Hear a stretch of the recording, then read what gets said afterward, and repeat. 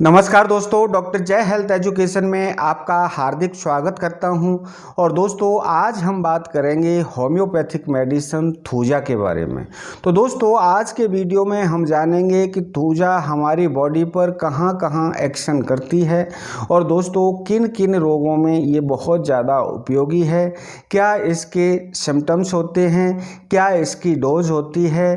तो दोस्तों, वीडियो शुरू करने से पहले मेरे चैनल पर आप नए हैं, मेरा वीडियो पहली बार देख रहे हैं तो प्लीज़ मेरे चैनल को सब्सक्राइब कर लें, बेल आइकन को ज़रूर दबा दें जिससे आगे कोई वीडियो डालूं तो वो आप तक पहुंच सके।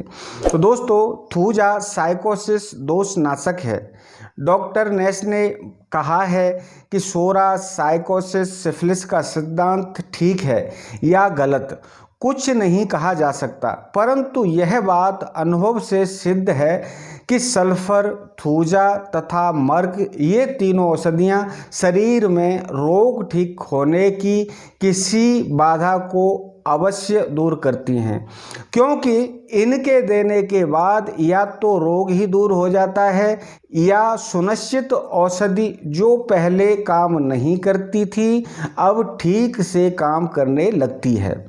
उदाहरण के लिए, जब शरीर पर मस्से दिखाई देते हैं तब भिन्न भिन्न रोगों में यह सोचकर कि रोगी साइकोटिक है, थूजा देने से या तो लाभ ही हो जाता है या चुनी हुई दवाई जो फल नहीं देती थी वह ठीक से काम करने लगती है। गोनेरिया या उसके दवा देने से गठिया, बात रोग, पैरों में दर्द, मस्से, दमा आदि जो रोग उत्पन्न होते हैं उनमें लाभ करता है। कैनबिस से तुलना, गोनेरिया में यूरेथ्रा में स्वेलिंग आ जाती है। इस सूजन की वजह से यूरिनरी ब्लैडर पूरा खाली नहीं होता है, यूरिन की कुछ बूंदें बची रह जाती हैं। यूरिन कर चुकने के बाद भी धीरे धीरे बूंदें रिसती रहती हैं। कपड़ा खराब हो जाता है। मूत्र नली से पतला नीला सा स्राव निकलता है। पेशाब करने के बाद जलता हुआ दर्द होता है। ऐसे गोनेरिया में थूजा से लाभ होता है। साइकोसिस दोष युक्त स्राव में सर्वोत्तम औषधि थूजा ही है। अगर मूत्र नली के शोध तथा उसके स्राव का संबंध गोनेरिया से न हो तो कैनबिस सटाइवा ही रोग के शमन के लिए पर्याप्त है।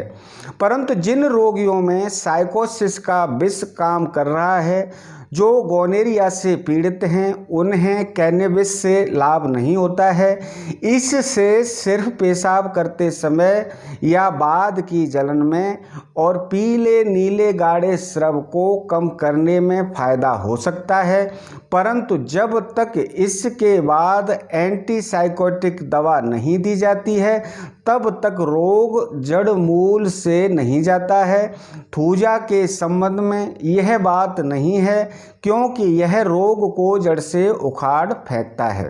टीके के बुरे परिणाम, वैक्सीनोसिस से दमा, मिर्गी, स्राव, शूल, दस्त आदि अनेक रोगों को थूजा दूर करता है। ये उस समय की बात है जब चेचक का रोग सर्वत्र फैला हुआ था, सारी जगह फैल रहा था, हर किसी को चेचक हो जाया करती थी। लेडी मैरी बॉर्टलोए मॉर्टिंग जब पूर्वीय देशों की यात्रा को निकली तब टर्की में उन्होंने देखा कि वहाँ के लोग चेचक के रोग के पस की कुछ मात्रा लेकर स्वस्थ व्यक्ति के शरीर में प्रविष्टि कर देते हैं। इसे इनऑक्यूलेशन कहा जाता है।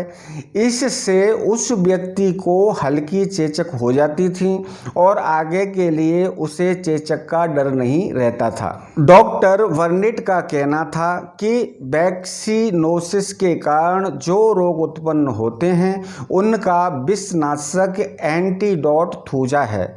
जिन रोगों का प्रारंभ टीके से हुआ हो उनमें थूजा देने से तुरंत लाभ होता है। इस प्रकरण में डॉक्टर बर्नेट तथा अन्य चिकित्सकों के कुछ अनुभवों का हम यहाँ उल्लेख कर रहे हैं। वैक्सीनोसिस से हुए दमे का थूजा से ठीक होने का दृष्टांत एक नर्स थी जिसे 2 साल से दमे के जोर के दौरे पड़ते थे, जो 3-4 दिन तक इतने उग्र होते थे कि वह सांस तक मुश्किल से ले पाती थी। उसे 5 बार चेचक के टीके लग चुके थे, 5 बार टीका उभरा नहीं था। उसे उच्च शक्ति की थूजा की एक मात्रा दी गई। उसके बाद 3.5 साल तक उसे दमे का आक्रमण नहीं हुआ। इसके बाद फिर रोग आया, इस बार थूजा दिया गया और बर्नेट ने कहा है कि 9 मास बीत जाने पर भी रोगिणी वापस नहीं लौटे, जिसका अभिप्राय यही है कि वह ठीक हो गई। इस प्रकार एक अन्य देवी का उल्लेख करते हुए डॉक्टर बर्नेट ने कहा है कि उसको 7 साल से दमा था, उसकी माता को पिता को भी दमा था, माता के परिवार में तपेदिक के लक्षण थे। उस देवी का कहना था कि 7 साल पहले जब उसने चेचक के टीका करवाया था वह बिगड़ गया, उसके बाद से ही उसे दमे का रोग हो गया। उसे थूजा देने पर वह साल भर में दमे से मुक्त हो गई। औषधि की दूसरी मात्रा देने की जरूरत ही नहीं पड़ी।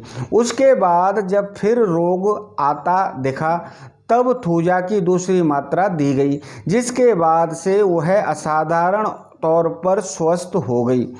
वैक्सीनोसिस से हुई मिर्गी का थूजा से ठीक होने का दृष्टांत 29 ईयर की एक स्त्री थी जिसे सप्ताह में 1 बार मिर्गी का दौरा पड़ता था।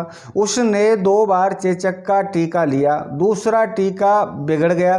थूजा उच्च शक्ति की एक मात्रा लेने के बाद 10 मास बीत जाने पर भी उसे मिर्गी का दौरा नहीं पड़ा और उसने डॉक्टर बर्नेट से कहा कि अब वह बिल्कुल स्वस्थ है, उसे कोई तकलीफ नहीं है।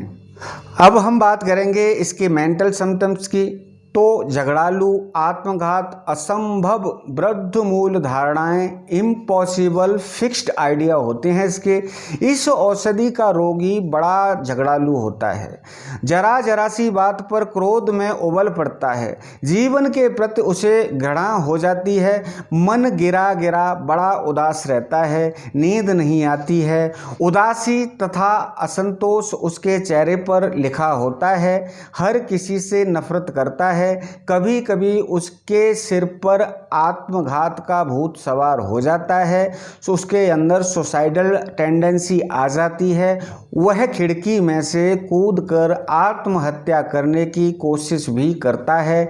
जीवन के प्रति उदासीनता, उपेक्षा का भाव जैसे सीपिया या लिलियम में दिखता है वैसे ही थूजा में भी पाया जाता है। असंभव, वृद्ध मूल धारणाएं, इम्पॉसिबल फिक्स आइडियाज, रोगी के मन में कुछ असंभव वृद्ध मूल धारणाएं घर कर जाती हैं। फॉर एग्जाम्पल, उसे लगता है कि कोई अजनबी उसके पास खड़ा है, मानो उनके शरीर तथा आत्मा अलग अलग हैं, मानो कोई जीवित प्राणी उसके पेट में है, मानो किसी देवी शक्ति ने उसे अपने प्रभाव में ले लिया है, मानो किसी ने उसे हाथ पैर बांध कर डाल दिया है, मानो उसके पैर बहुत लंबे हैं, मानो वह शीशे का बना हुआ है और जरा से धक्के से ही टूट जाएगा।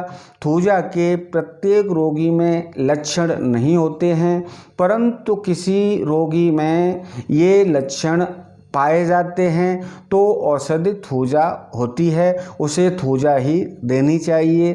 खोपड़ी में कील चुभने का सा दर्द, किसी भी दर्द में पेशाब ज़्यादा होना, पेशाब का विचार आते ही पेशाब के लिए भागना।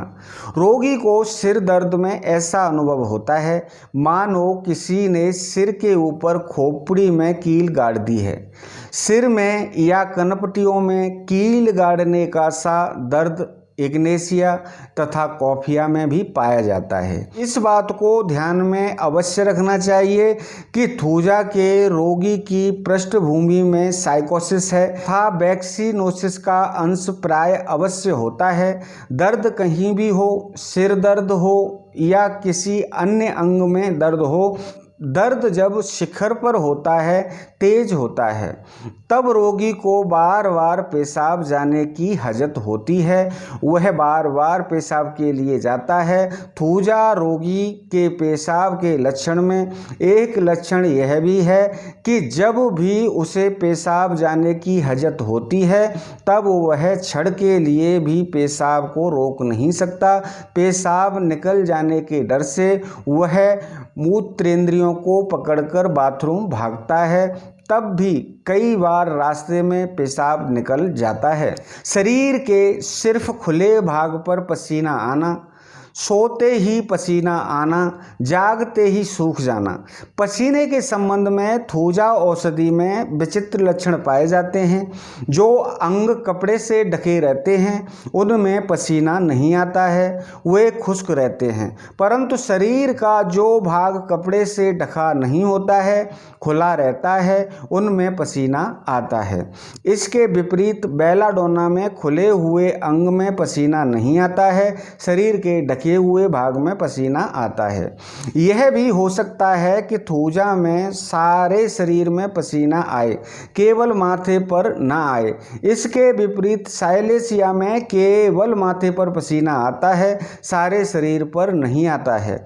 पसीने के संबंध में थूजा का दूसरा विचित्र लक्षण यह है कि रोगी को सोते समय पसीना आने लगता है, जागते ही पसीना आना बंद हो जाता है। इसके विपरीत सैम्बुकस में सोते समय पसीना नहीं आता है, सोते से जागते ही पसीना आना शुरू हो जाता है। साइलेसिया में भी सोते समय माथे पर पसीना आने का लक्षण है। माथे से इतना पसीना आता है कि तकिया भीग जाता है। शरीर पर पसीना नहीं आता है, वह खुश्क बना हुआ रहता है। कैलकेरिया में भी सोने पर पसीना आने का लक्षण है, परंतु साइलेसिया कमज़ोर और कैलकेरिया थुलथुला होता है। इसके अतिरिक्त कैलकेरिया में सिर्फ माथे पर पसीना होता है, गर्दन तक नहीं जाता। साइलेसिया का पसीना माथे और गर्दन दोनों तक होता है। साइलेसिया में बदबू आती है, कैलकेरिया में खट्टी बू आती है।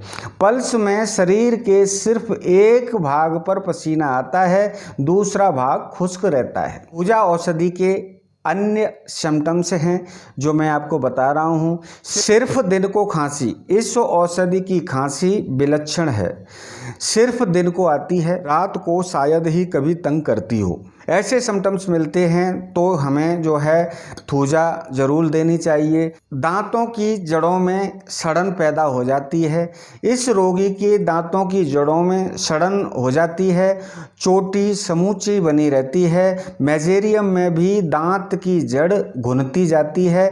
स्टेपिसेग्रिया में भी दांत में किनारे टुकड़े टुकड़े होकर गिरने लगते हैं। क्रियोशॉट में दांत निकलने के साथ ही सड़न होने लगती है। जिन बच्चों के दांत निकल रहे होते हैं और जब निकलते हैं तभी सड़ने लगते हैं, तो इनमें जो है क्रियोशॉट बहुत अच्छा काम करती है। ब्रिटल नेल, कुड़कीले नाखून, नाखून टेढ़े मेढ़े होते हैं, टूट जाते हैं। अंगूठे का नाखून अंगूठे में धंस जाता है। इन ग्रोइंग टॉय नेल्स है, टेढ़े मेढ़े नाखून एंट्रीम क्रूड में भी हैं।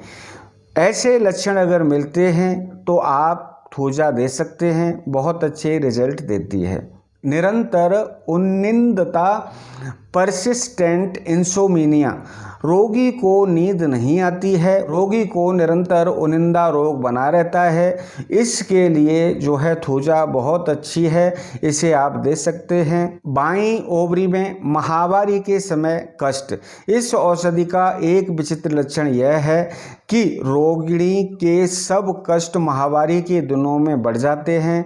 साधारण तौर पर माहवारी से कष्ट दूर होने चाहिए, परंतु थूजा की रोगिणी में उल्टा पाया जाता है। जिंकम और लेकेसिस में माहवारी होने से कष्ट कम हो जाते हैं।